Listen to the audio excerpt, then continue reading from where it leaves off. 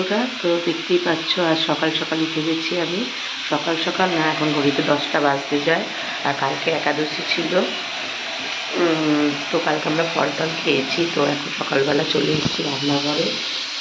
প্রেসারে বাবাদের ভাত বসিয়ে দিচ্ছে, আর এই ডিম সিদ্ধ দেখো,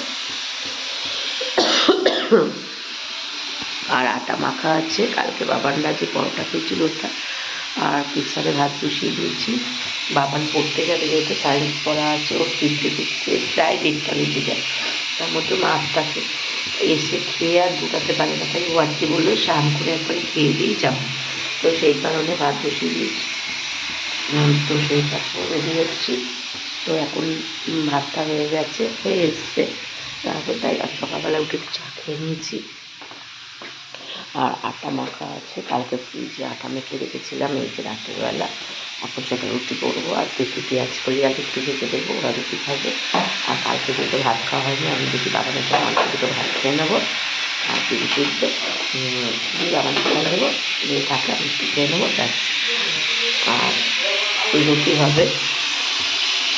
তো কী কী করছি তাও সব চলো তোমাদের সাথে শেয়ার করবো, তোমরা দেখতে থাকো। আর কদিন ভিডিও ভালোভাবে করতে পারিনি, তো আমি প্রবলেম দেখতে পাচ্ছি, ফ্যানটা দেবো।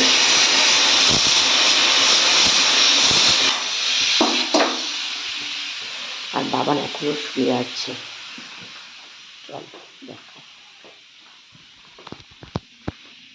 বাবান, বাবান, তুই বলিস উঠবি, উঠে পড়াটা রেডি করবি, 10টা তো বাজে। কখন উঠে পড়া রেডি করে আবার যাবি? হ্যাঁ, কিরে বাবান, মশারি খুলে ওঠ, উঠে পড়া রেডি কর। পড়া দেখে নে একটুখানি, দিয়ে স্নান করবি তো? কিরে, স্নানটা করবি তো? ওঠ এবার, ওঠ ওঠ ওঠ। শুকনো শুকনো সে কাজ নাই। দেখতেই পাচ্ছ, ওকে দেখে তুললাম একবার। তো চলো দেখতে থাকো।